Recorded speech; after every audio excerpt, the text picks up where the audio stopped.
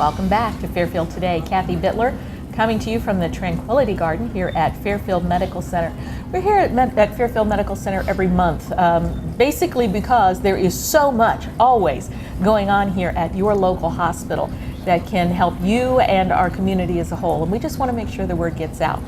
As I told you before the break, we are going to be speaking with a gentleman now all about ham radios, and I'm sure you're scratching your head wondering how all of that works together at Fairfield Medical Center. Well, we're going to let you know, and I think you'll be surprised by what you hear. Our guest is John Hillard, trustee and station engineer of the Lancaster and Fairfield Amateur Radio Club. John, thanks. It's nice to meet you. Thanks for having me today, Well, we appreciate Cathy. you taking time to join us today. Tell me a little bit about yourself and your background and how long you've been a ham radio operator. Well, I've been a ham radio operator for about 40 years. Got my license in high school. You must have. And we're retired with the city of Lancaster and just enjoying helping the community and giving back to the community. What is a ham radio operator? What do you do? A ham radio operator is somebody who has taken the books and studied radio theory, communication rules and regulations, and taken a test in front of a volunteer examiner and acquired their amateur radio license. So it's more than just hooking something up in your basement and talking to somebody in England. That's correct. Yeah, it takes a license to be able to transmit. Mm-hmm. Okay. So how do you go about getting the license then? We have classes at the Fairfield County Amateur Radio Club has classes that we hold usually once or twice a year. And once the class is moved and become proficient, we have 3 or 4 volunteer examiners, and we'll set a date and time, and they'll show up and take the test. Is this a big deal in Fairfield County? Do we have a lot of ham radio operators in the club especially? The club is about 93 members. Oh, that's great. It's been a club since 1959, and you'll see our people at most parades, different community events, the Lancaster Festival, and all kinds of things. We help out, 5K races, and any place that our services are needed. In your opinion, based on this relationship you have with Fairfield Medical Center, how prepared is FMC and the staff here to handle disasters in our community? Well, I think they're very prepared. They have drills. Some of our people are included in on their drills. We work basically at the command of the EMA director, Homeland Security. We have a section of our club, it's Amateur Radio Emergency Services, and these are part of the facilities that are housed here in the center, using the tower and antenna on the roof.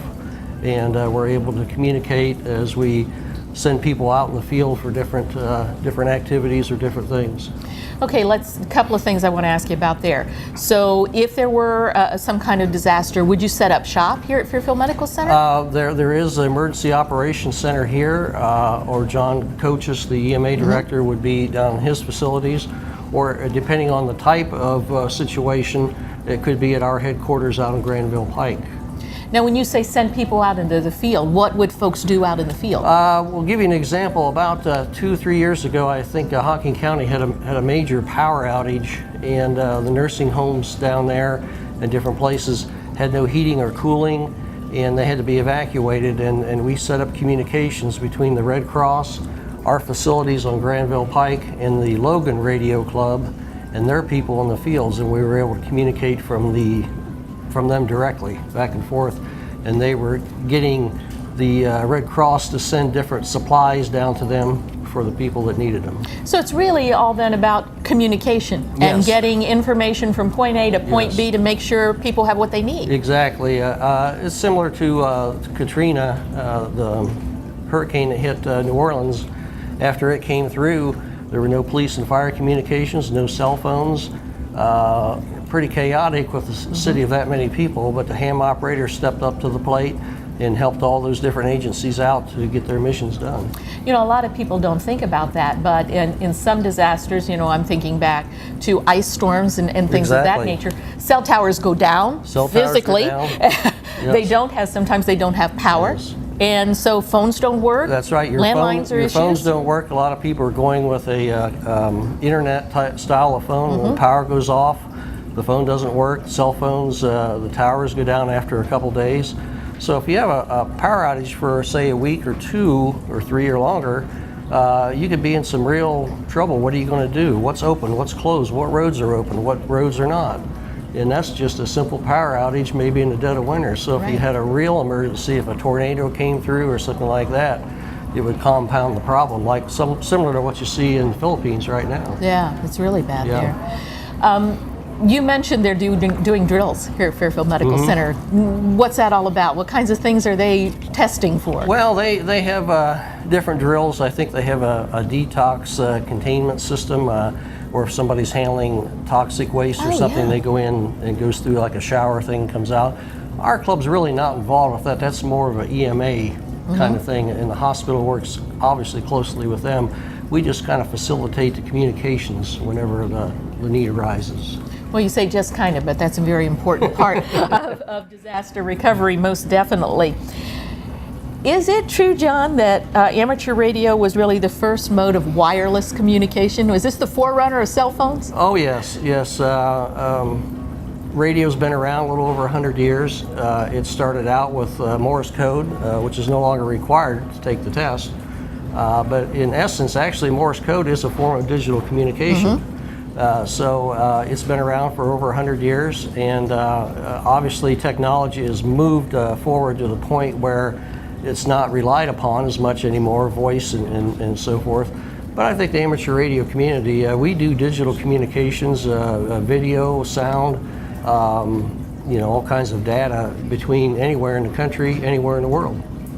Well, I've had the pleasure of working with some members of your club at the holiday parade every year. Yes. Yeah, they're making sure information gets all along the parade route. Anything that comes up where help might be needed, they're right there to make sure that people get what they need. And even if it's just as simple as, getting information from Fran at the fairgrounds to us up at the reviewing stand about some change in the parade lineup. So I know that your members are very busy. How might people contact you, learn more about becoming a ham radio operator, or if they already are, joining the club? I'd say the best way to find information out is through our website, and that is k8qik.org. Go do that again, John. The amateur radio call letters, k8qik.org, and you will come upon our website, the club website, and it has all the information, contact names and numbers. It explains our club, it explains our mission, and it's a very good site. If you are ever interested in learning more about amateur radio, a good place to start also is the Amateur Radio Relay League, and their website is arrl.org.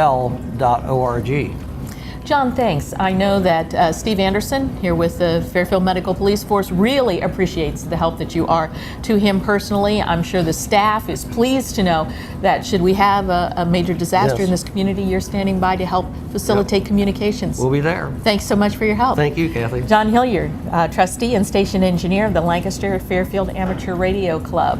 You're watching Fairfield Today, coming to you from Fairfield Medical Center, and we'll be right back to talk about the flu bug. Don't go away.